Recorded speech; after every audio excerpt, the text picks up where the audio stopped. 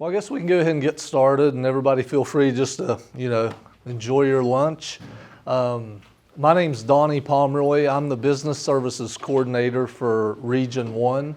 I work for the Workforce Business Development Board, so it's another branch of Workforce, actually. It's like a separate department. So we're grant funded, so we get to take that funding and they create programs with it to assist small businesses in the area.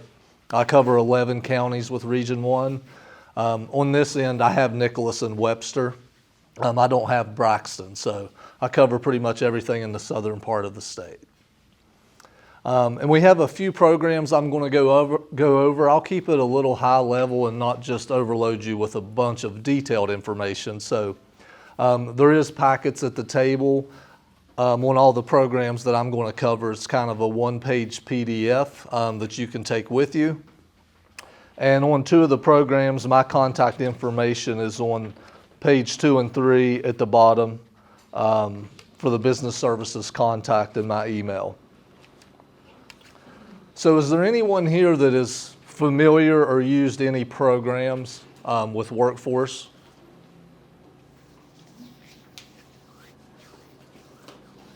No one, all right. Has anyone heard of on-the-job training or the first program, Transitional Jobs? It used to be called Empowered Employment. They recently changed the name of it. So is anybody familiar with that or dealt with that in the past? All right, brand new. So Transitional Jobs is a program designed to get people that has been out of the workforce for a long period of time, to get them back in the workforce. There has to be a pretty extreme barrier with this person. They've been out of work for at least 13 weeks, and they could be reentry or recovery, but that is not the only way they can qualify for the program. So they could just be someone that hasn't worked for 13 weeks and they've had some challenges and some roadblocks. They could qualify for the program. This program, they are actually on Workforce West Virginia's payroll. So we will pay their salary up to 32 hours a week for 26 weeks. Now, the business, they're considered a host site. So I work with businesses that, we either have a county where we have participants and we don't have a host site for a business for them to work at, or vice versa. So the host site is someone that's just agreeing to, take on this associate and work them up to 32 hours a week. And they're not required to hire them on at full time at the end of the program. We want that to happen, and that's great if they do, but it's not a requirement. But I tell businesses, it's kind of like a 6-month interview, basically. If you have somebody that's worked 6 months and they did a really great job and you're needing a full-time position, then of course, it's a win-win for each. We do get referrals for those associates, sometimes from Jobs and Hope and different agencies, but I'll take a referral also from the business. If you know someone that's been out of work, like a friend of a friend or something like that, I just need their name and their contact, and we'll reach out to them, and I'll start the process of seeing if they're eligible for the program.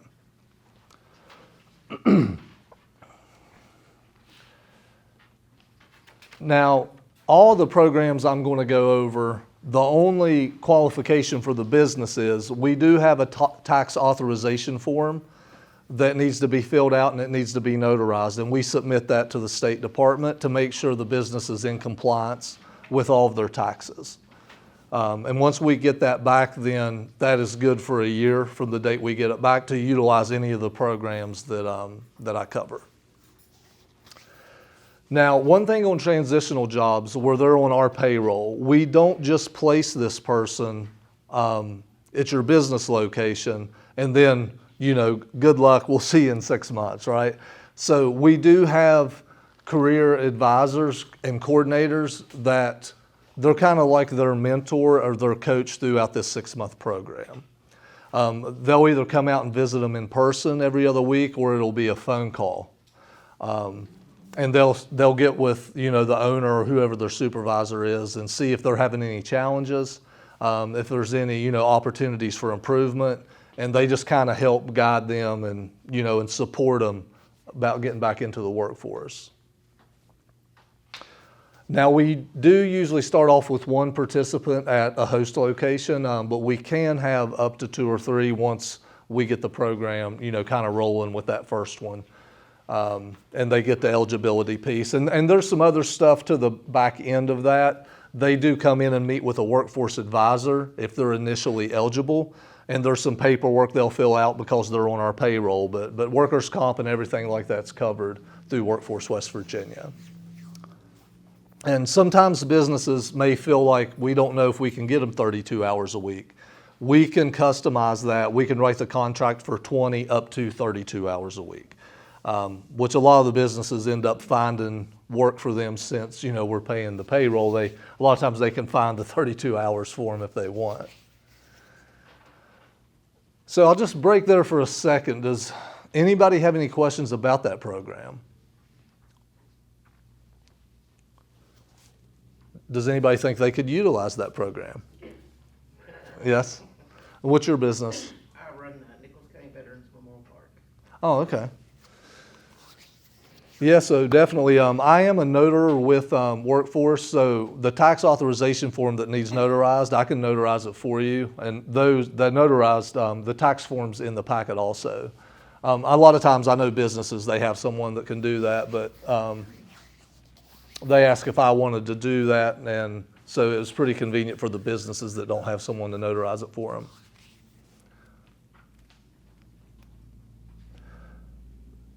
Yes, ma'am. Are there specific skills that you're more likely to send someone to, like learn than others? Customer service, retail, No. folks, that kind of No. We have a lot of different host sites. This is this is going to be someone that, it's going to be very, where they've been out of the workforce for a while. We have a lot, we do a lot with Fruits of Labor in Beckley, which, it's they're servers and they prepare food and different things like that.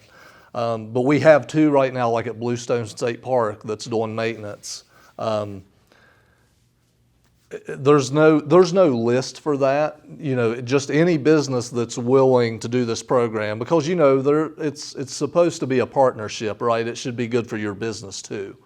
And if we do have someone, just say we have someone we're sending to you that's qualified for the program, you do interview them, and they go through an interview process with you. You don't have to place them because we send you that referral.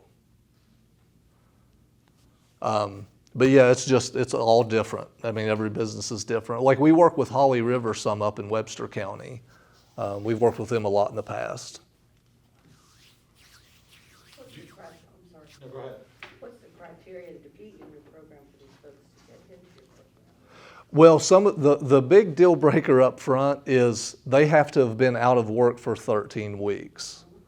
Now, there's some other things that go into play as far as like benefits they may get. Sometimes, they'll automatically qualify, but they're kind of specific too. They don't give me all of the detail. We do an initial pretty basic eligibility questionnaire form, then it goes to a workforce advisor, and then they get a little more detailed information on their qualification, and I'm not involved in that process. But it's going to be income-based, and the big thing is they've been out of work for 13 weeks. And if they are someone that's been in recovery, they have to have been in recovery for at least 3 months or they can't do the program.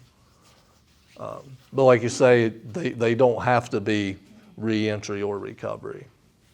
But it looks like it's pretty challenging for the qualification to be the individual. You have to be barriers to employment such as impacted by drugs or opioids, ex-offender, low-income, disabled, English language deficient. So, that seems like that's pretty. Well, it's not all of those things, You don't have though. to meet all of them. So you don't have to. Yeah. So somebody doesn't have to meet that No. criteria to get in. That's like naming criteria to qualify for the program. And there's a lot of, even some people with workforce, when I hear them delivering the program, people walk away thinking they have to be reentry or recovery to do the program, which is absolutely not true. They can be, and we do see a lot of those participants. But we may have someone that graduated high school and maybe watched her elderly parents for 2 years, and she never went into the workforce. And it is income based. She would qualify for the program. It's not a deal breaker. The big thing is they've been out of work. That's the biggest deal breaker to it. They've been out of work for 13 weeks. But any of those things can help them qualify for it. So what determines the wage they get paid based on the skill set that they're gonna work? Well, it would be, when we work with businesses, my business services manager, she creates the contracts, but it's whatever is similar to that job role. They would get with you, we're not gonna pay something, $6 more an hour of what that normally pays. But at least like $9 an hour minimum wage at the bare minimum. But a lot of our participants are anywhere from $10 to $12 an hour probably. Some 13. I've seen more than that if they're running equipment, because sometimes we'll have them run heavy equipment or something with a business like that. But it would be decided between your business, and my business services manager, and, we make sure it's in our budget. But it would be very similar to if you were hiring a person for that role.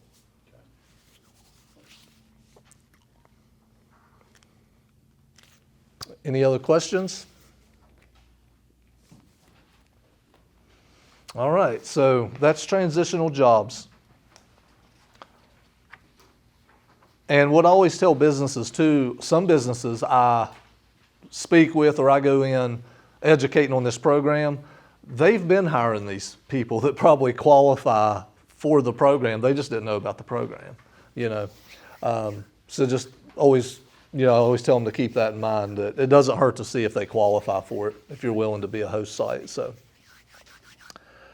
the next program, I run this program. I take it from the beginning to the end. It's called On-the-Job Training. It's a completely different program that is mostly just an agreement between me and, say, your business. This program everything is business as usual on your side. If you're getting ready, say you're getting ready to hire an employee, you've made them an offer, you're wanting to hire them, but you haven't put them on payroll yet. They could qualify for this program. I just need their information. I reach out to them. We do an eligibility form, and we see if they qualify. Now, some of the criteria for that, it's not as detailed. There needs to be a training need in the first 90 days. We can reimburse 75% of their salary up to 499 hours, which is about 3 months. And once we see if they qualify, we have to do all of that ahead of time up front. But there does need to be a training need, for the program. That's to help alleviate businesses in that first 90 days when if you have a lot of training you're doing with a new employee, it helps compensates that and reimburse, up to 75%. Now, if it's a larger business, you can see on the paper there, it does drop to 50%. So I think I have one business that actually gets 50% on the program, but the majority is 1 to 99 employees with the small businesses that we work with. Now, we can have up to 3 participants on this program at the same time. Same thing, tax authorization form and everything to qualify for it. Now, I create the reimbursement for this program. So say somebody starts on July 1st, you'll get a request from me at the beginning of August, and I'll request some documentation, their timesheets, their payroll, and there's a training evaluation thing that we create with the owner about what they're going to be trained on in those 499 hours. That's a paper that I create and put together. Those 3 things are sent to me, and I use that to create the invoice. So if you send me, it might be a month, they might have started right at the beginning of July, then it could be for, 160 hours on, say, $10 an hour or whatever they may be making. And then I'll create the reimbursement of the 75% off of that information.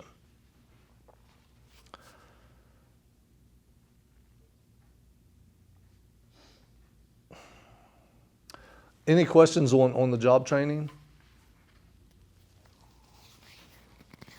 It's a little simpler. It's mostly, there's not a lot of participant involvement on our side.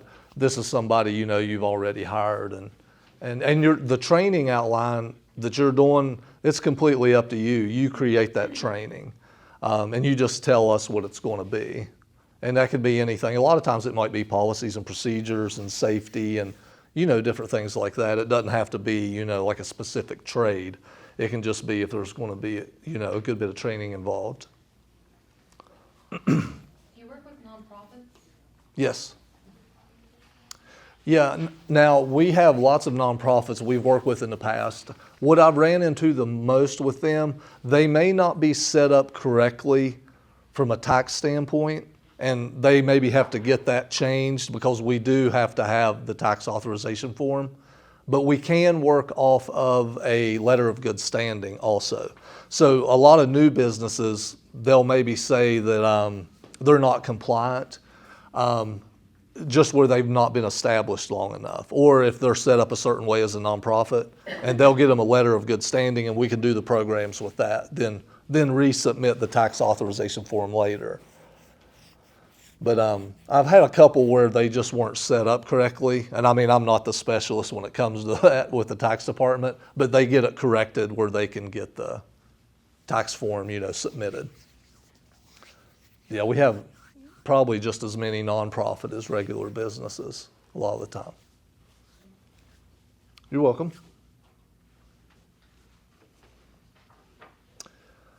All right, moving on. Everybody's good with that? Okay, the next program is called Incumbent Worker Training. This is actually the easiest program as far as an eligibility piece. There's not a specific eligibility piece for the participant. And this is the only program geared toward existing employees. So if you have an employee that has been on your payroll for at least 6 months, and there is any type of instructor-led training, certification, it can be, there's no list on what trainings that we cover. It's just if there's a training cost and this employee has been there for at least 6 months, then I can reimburse up to 90% of that training cost. And I'll create that contract ahead of time. We'll know what the amount is I'm reimbursing. The only thing that businesses have to watch is the training cannot have been started yet. So you can have paid for it, you can have it scheduled for somebody to do a training in August. That's fine. I can get the contract created and get the information I need, and we can reimburse for that. They just cannot have started the training. That can be anywhere from CPR classes, first aid, supervisor training. Yeah, there's no list. I did anything from administration training, online training that they found to pay for. Like she said, CPR, sales management. If there's a cost, is the only thing to qualify for it. And a lot of people are utilizing safety training, OSHA and different things like that.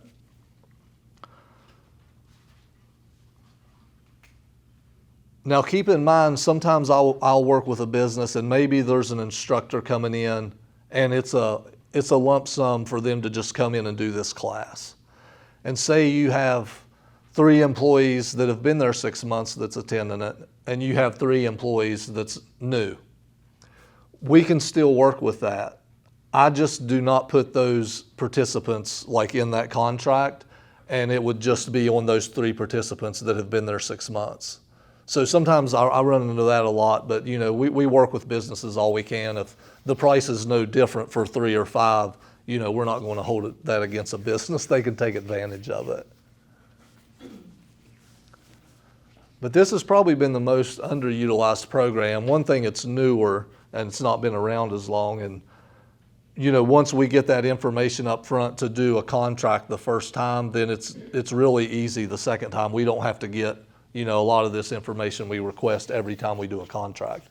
I just need to know the price, the name of the training and the date it's projected to be completed.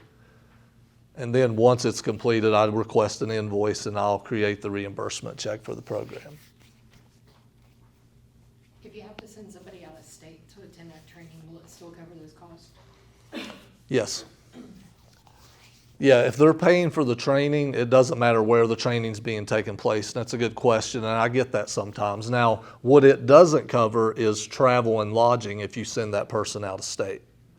So mine is strictly on the instructor and the price of the training.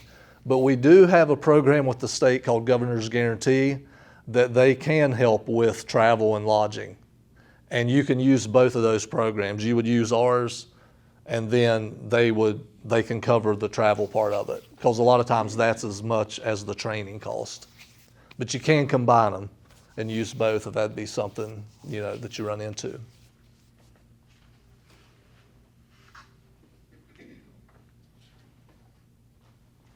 Any other questions on incumbent worker training? Could it be an online training, or does it have to be face-to-face? Yes, it can be online. I worked with a business, what was the name of it? It's a pretty common online training provider. I can't think of the name of it right now. But he was needing some just beginner administration training for an associate. And it was hard for her to go anywhere. She was the only employee there. So we found an online course. I mean, we don't supply the trainings. This small business, he just didn't know much about the online stuff. So I'd looked around, and I wish I could think of the name of it. But anyway, we paid for it. I mean, we have to watch, sometimes there's taxes involved on some of those trainings, and we just need to watch for that to make sure we take that in consideration when we create the amount that we want to reimburse. Skill Path, that was the name of it. I knew I'd think of it. I figured it'd be when I was, driving back to Beckley. But yeah, Skill Path, yeah, so that can be used.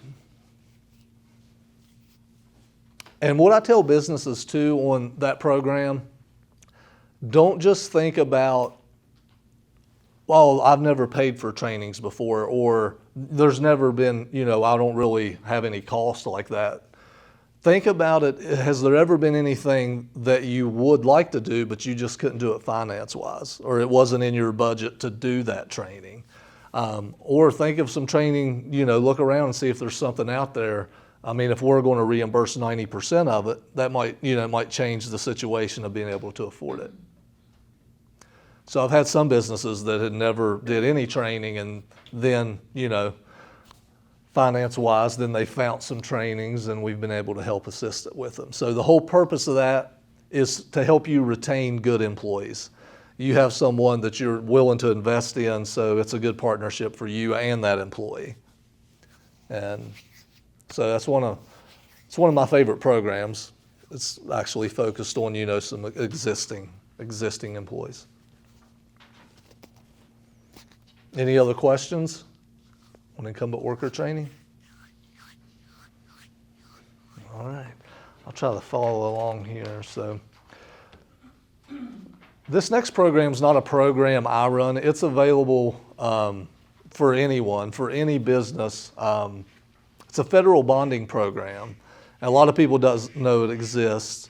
So we use this program for transitional jobs where they're on our payroll. So my manager submits this, and it's a free bond up to $10,000 if this person qualifies for it. If say they're at risk or maybe they are re-entry. And there can be a lot of different ways they qualify for this. So for 6 months, if there's any damage or stolen, you're covered up to $10,000. It's like a safety net. And we always participate in this for our transitional jobs, or see if they qualify for it. 90% of the time they do. And you probably have a little info on that. This program is a federally ran program. It's got federal grant monies. You don't have to be somebody that's a second chance employee or reentry. It can be for any individual. That website, which this is an older form, if you have any questions on it, everybody has my card, I can get you the new form. It's a 1-page, 5-minute web page that you go in and fill out. I suggest you fill it out on every employee that you hire. It's good for 6 months. It's just like an insurance, you have insurance on your vehicle, you may not ever have to use it, but you've got it just in case. It can be for that 16-year-old that's in high school, never had a job. It can be for anybody. It doesn't hurt to get on there and submit the application. You'll get an approval letter or you'll get a denial letter. So say, one example that we use, I work a lot with the training facility in Braxton County. There was a gentleman who was re-entered. He went through the heavy equipment operators course, and then when he went out on the job, he had a backslide and he damaged a $20,000 piece of equipment.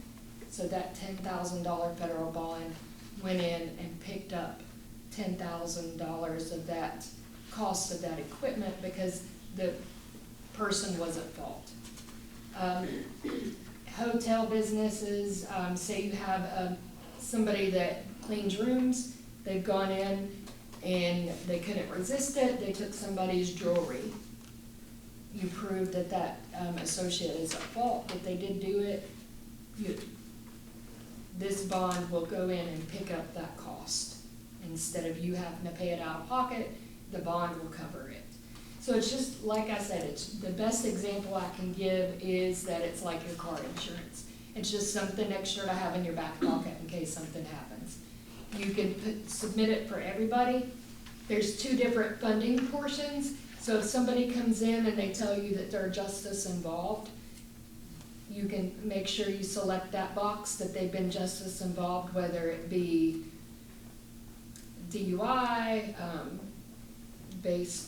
just anything justice involved, dishonorably discharged out of the military, if they receive TANF, they have bad credit or no credit.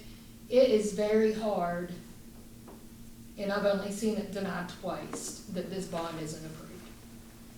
So I tell everybody, every employee, and you can reapply in 6 months for that associate. You can go back in, resubmit it in 6 months and continue that coverage. Thank you.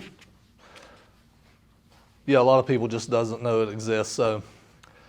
So before I go over the rapid response program, does anybody have any questions on, we'll just back up a little bit, on transitional jobs after you've had time to think about it? Any questions on that program? On the job training? Incumbent worker training? Now, on the job training, that's the one where we already have them hired. You've made them an offer, but you've not put them on payroll yet. You haven't officially put them on payroll. Yeah. Yeah, and that's a program where, you could have been hiring people that qualified for that. And that reimbursement, it could be anywhere from $3,000 to $7,000 or $8,000 over 3 months, of their salary, depending on what they make. Now, one thing I didn't mention, the hourly rate on OJT, there is no limit on it. We have people that make $10 an hour. We have people that make $28 an hour. We reimburse the percentage of that. So we don't have any involvement in that because they're on your payroll. All right, so Rapid Response is a program that I hope you guys never use. I just wanted to mention it because it's in our packet. If we have a layoff of 10 or more people, then we'll come out and support that business. If it's okay with the business owner, we'll get permission and just say, hey, we know there's a lot of people being displaced. We'll basically schedule a time, we'll come out to your business, maybe before that layoff happens. And then we all get together, everybody under the workforce umbrella, unemployment, rehabilitation. Tammy's always involved in it. And we'll just come out and we'll set up a couple hours to support them, those employees through their transition, because it's maybe been a long time since they had to draw unemployment or anything like that. But that's Rapid Response. Like you say, hopefully we don't use that one. You don't need to use it. The authorization to release form is in here. This is the form I was talking about. And, you know, if this is something you fill out later, I don't have to have an original copy of that. You can just scan, fax that to me in an email. We submit it that day. We usually know in about 3 days. It's a pretty quick process. But like you say, I'll be around, you know, after the meeting today. If somebody would want me to notarize it, I can just take it with me and we can get it submitted tomorrow. I mean, if that'd be something you'd want to do, but that's what the form looks like. The big thing is, you know, your FEIN number. A lot of times people might leave that out, or it's not the business Social Security number. So that's the main thing we're looking for. So it's not too extravagant of a form. I don't run this program, the Workforce Innovation and Opportunity Act program. This is something that's available in the state, and this is not focused toward a business really, but just an individual. So if you would know someone that is interested in taking advantage of this, they could qualify and be eligible for this support, up to $5,000 tuition assistance. And this is for in-demand jobs in the state, which is like 2 pages long. You know, there's a ton of stuff on that list, anything from massage therapist, you know, of course, welding, electrician, different things. Workforce has a prior agreement with businesses. Say someone's going to do, you know, their CDL, driver's license is a big thing now. We have an agreement with somebody that does this training already, and that person would be required to go to one of the facilities that we have the prior agreement with, because this is not a reimbursement program. The person doesn't pay for it, then get reimbursed with Workforce. The business has the agreement with Workforce. So the business is who is getting reimbursed for that. But those are the contacts for the counties on that program. I don't go too far into the weeds with that program because I'm not that specialist person for it. But we always just want to let everybody know that it's out there and it's available. There is one thing that you can do that would pertain to the businesses with this program. I do it with Runyon out of Lewisburg or over in that area. Say they have somebody, because where they changed the new CDL laws. Yeah. They have somebody that they've interviewed that will make a great employee, however, they need to get that certification, those CDL license. So they'll refer them to the WIOA representatives, and they'll see if they, because it's based upon the individual, it's not based upon the business. So if that person qualifies, meets the qualifications in order to go to that training, it's kind of like FAFSA, but it's just based on the individual, not their family or anything of that nature. It's on the individual alone. So they qualify and they get into that school, that's only half of the amount of the grant is what the cost of the training for the CDL for any school that we are partners with. So then the other half of that money can then go toward OJT. So you're kind of filling 2 boxes at once there. You're getting that person that certification that they need, and then the business can then in turn pick up with the other $2,500 for the on-the-job training. So it can benefit. We call that a reverse referral. So I'll be speaking with them and they say, I'm going to send this person over to speak to Sarah or Rebecca, and you know, they've got a contingent job offer upon completion of that CDL. So that's something that you might take into consideration as well. We work with the community technical schools, Mercer County Community Tech.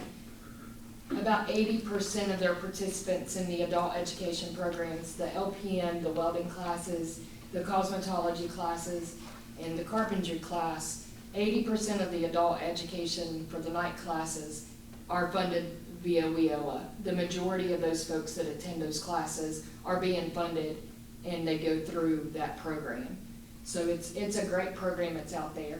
So it's something that you can keep in the back of your mind. If you're interviewing somebody and you know they're going to make a great employee, refer them over. They have to come request it. The business can't set that up. I mean, they have, that individual has to come in and speak to one of our representatives and fill out that paperwork. Thank you. Now, I'm really not the specialist on this last page. We just started adding this to our packet. So the state does have an apprenticeship program, so I just wanted to mention it. And if anyone's interested in it, I can get you in contact with the person that heads that up at Workforce. Nicholas County Career Technical, your center in Craigsville participates in this. The gentlemen, the young ladies and gentlemen, they're building the West Virginia swings. Some of that money is, they're getting reimbursed through this program. Yeah, yeah, we have several people in some different counties that's trying to take advantage of it. So this is more on the classroom side a lot of the time, far as that support, where the OJT program I discussed earlier is more on the job training side. But if anyone's interested in this, it's kind of new for me. So we're just kind of giving out the information, and I can get you in contact with that person, and she's got the contact for the person that runs the state, runs the whole state for that program.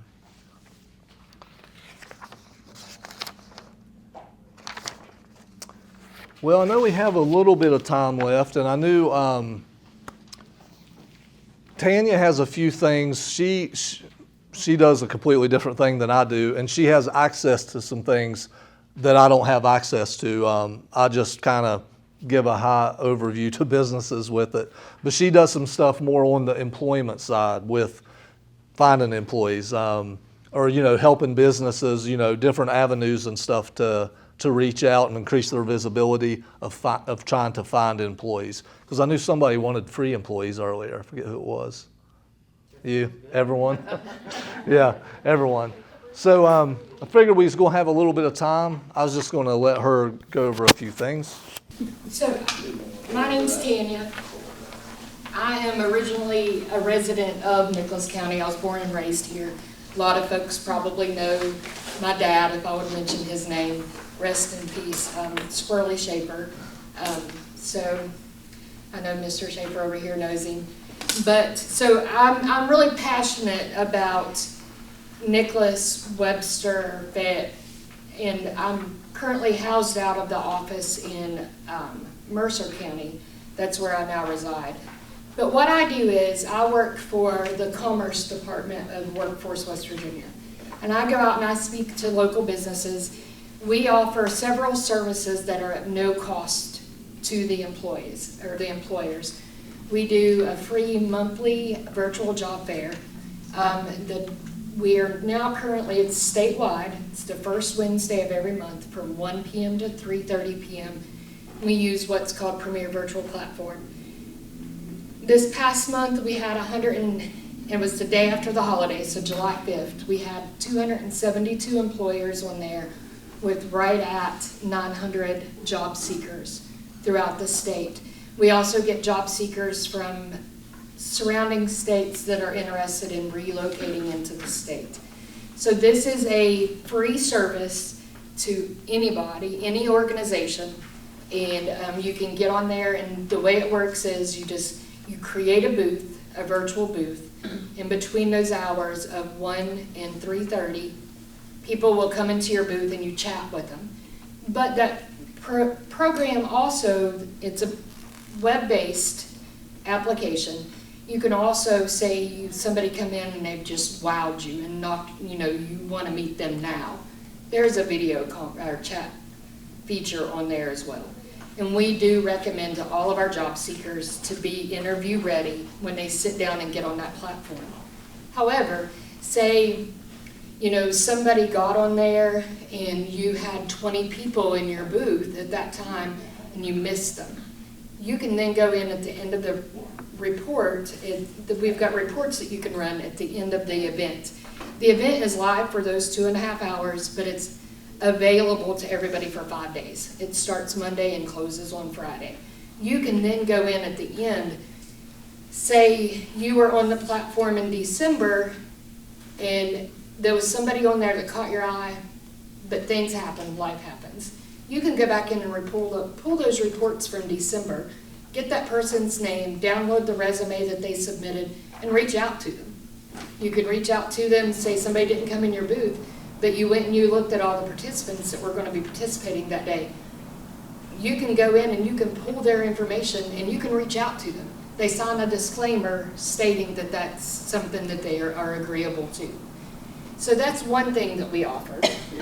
We also have the state job posting site, such as Indeed, Yahoo Jobs, all of those websites, Monster Jobs, I think is the name of that one. They all cost money. You get applications from California and Alaska and here and there, just people trying to check a box off so that they can obtain, their government benefits or whatever it may be. So you're having to filter through all of those applications. Workforce has a site, and I gave everybody the instructions on how to enroll on that. It's no cost to you, and what it is, it's just like Indeed. You can either email me, I gave everybody my card, or you can scan this, fill this page out, scan it to me, and I'll upload the job orders for you. And what happens is we then go in and we do job matches. We have a system called an Elise system, and what that is it matches on paper, the best that we can match, but we won't send somebody out to your business if they don't have those qualifications on paper. So we kind of cut that middleman out for you. So we won't send you 15 people if you're looking for a CNA. If you're looking for a CNA, I'm not going to send you 15 truck drivers. I'm going to send you people that are licensed with their CNA. So that's another option that you have. I'm not knocking Indeed, that's how I found my job. I'm not knocking Indeed at all, okay? But we are an added benefit to get those job openings out there. It's free, like I said, there's no charge for it. I also facilitate with the county commissioners and the chambers. We assist with hosting in-person job fairs. In fact, I've got one scheduled in Princeton for August. I'm trying to coordinate to get an in-person, which I've got a very small space to do that at our local American Job Centers. I'll probably be able to host 20 employers. So if you're interested in doing one at the Summersville Job Service, you've got my card, reach out to me. I'm trying to get that coordinated for the first Thursday of August, and we'll do that from 10 to 2. I can work with anybody. We do individual virtual job fairs. We host hiring events in the American Job Centers. None of that is at any cost to you. Say you're wanting to hire, and I'll use Walmart for example because I was a manager with them for many, many years. Say they're going to do a remodel and they need to bring in all kinds of people. We have areas within our centers that you can come in and use our conference rooms to do those interviews at no cost. Any facility any room, conference room, or whatever that we have in our American Job Centers, you just have to call us and say, I need to reserve your conference room. One thing that we do ask is that you use our system to place those job orders so that we can track those, because of course, as you know, everything, Donnie's job, my job, it all depends upon grant money. So the more you utilize our programs, the more money that we'll get each fiscal year to be able to assist you guys. So those are some of the programs that we offer. Like I said, I gave you my card. I gave you the instructions on how to do the enrollment. And on the back is just the job order details. And once you place job orders with us, all you have to do is email me and say, Tanya, I need 4 CNAs. Can you get that posted for me?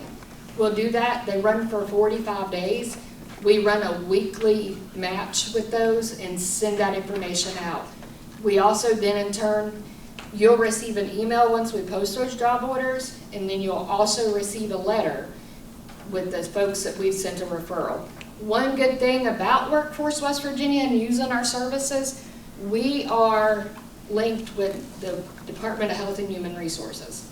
We are linked with the unemployment. We refer somebody out to you, you send me back that paper and say, I called them and set an interview up, they didn't show up. I go into their case file and I mark that. I called them for an interview, they came in for the interview, I hired them, they didn't show up for their first day of work. I go in and I go into their case file, if they're registered with us and receiving any kind of state benefit. And what that happens after so many times of a no-show for an interview or a no-show for a hire, that goes against their benefits, okay? Because you cannot refuse work unless there is a disability and that's on record. You can't refuse it at work and receive state benefits. So that is going back into effect during the pandemic. That was gone away with, but it's back. It started back May 1st. So it's one way for it to be able to track. So starting July 1st, the DHHR, that for able-bodied workers, anybody between the ages of 18 and 51 without dependents, you had 3 months to either get a job, get in school, or have proof that you were unable to work, or you lose your benefits. You can only be on benefits for a certain amount of time now. So all of that's going back to the way it was pre-pandemic. So hopefully we're gonna start seeing more. And I hate to say it, my family was plagued by it. Second chance employees. We are in great need of employers that are willing to be second chance employers, that will sign up for that federal bonding program. We need to get these folks that are being released from incarceration back into, back into being able to maintain a non-justice involved life. And the only way that we can do that is if we have folks that are willing to hire them and to put that trust in them so that they don't reoffend and go back to where they were. So. Had a lot of success with it at the city. Yes, we have folks that are in the highest position within the Commerce Department within workforce that were justice involved. So it can happen. They can, and of course you're going to have those. I mean, anybody that knew my dad knows that, if you can put all the faith in somebody and it just not be where they're at right now, and they slide back. But you've got that one person that you gave a chance to that is now an outstanding citizen. So that's very important. And we are documenting all of our second chance employers. That way when somebody comes in, they've gone through the Jobs and Hope program, they've gone through the rehabilitation, and they are wanting to work. Or somebody that's willing to hire that young person that just got their degree. Or that 15-year-old that's begging to get a work permit, that wants to go out and work. My daughter just turned 15 in April, the day after she was taking all of her paperwork to the Board of Education, and she's worked since the day after her birthday. So it's, there's a lot that's out there, and some of these kids, they need that. I was a kid once, I didn't have any experience going in. They've got to get it somewhere. So. I got a question about your Sure. virtual job fair. Is there pre-registration for that for both the business and the applicant? Yes. Okay. And so, so a business that would enter that, an applicant, they would get an opportunity to review their resume before the day of the Yes. job fair? Yes. Okay. Yeah, the way it works, we send out, and I don't have any of the QR codes printed, so if you're interested in it, shoot me an email or call that number on my business card if I'm not in the office, because I cover 13 counties, and it's all the southern part. I go all the way to Pocahontas, Monroe, Summers, Welch, Webster is the highest, so I cover in between. And I'm usually out of office Tuesday, Wednesday, and Thursday, but I do answer my voicemails and emails as soon as I get them. But what we do is, so right now, because the fiscal year just ended, we only have a QR code for August. And so by the end of August, we'll have it for the rest of the year, for the rest of the fiscal year. So what you do is you go in and you either go into the clickable link or the QR code that I can send to you. You set your booth up. You set your booth up one time, you're done.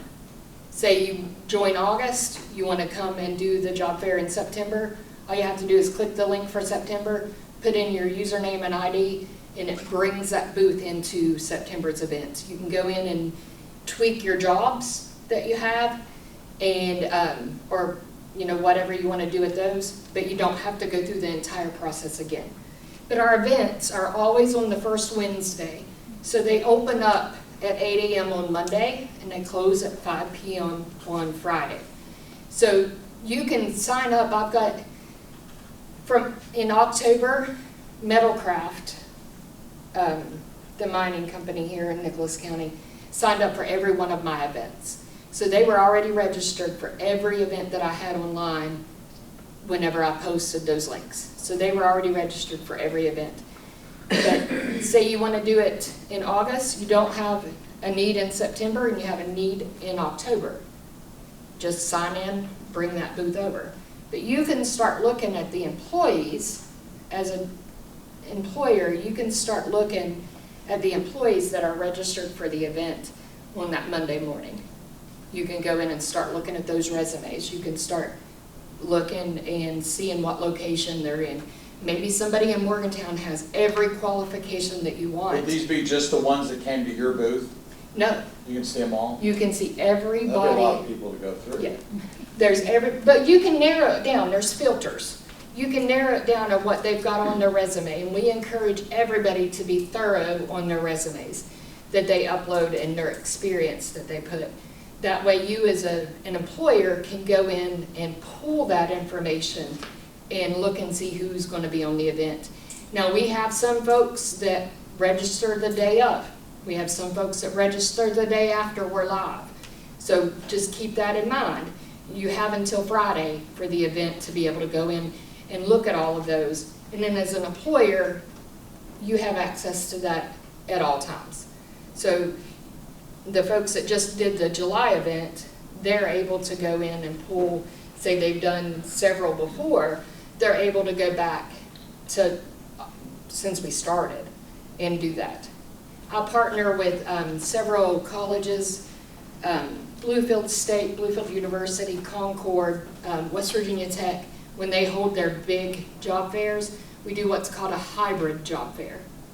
And what this hybrid job fair does, anybody can see the job fair, but say they're not able to attend, they're able to go on and see what those employers that are attending the job fair have available.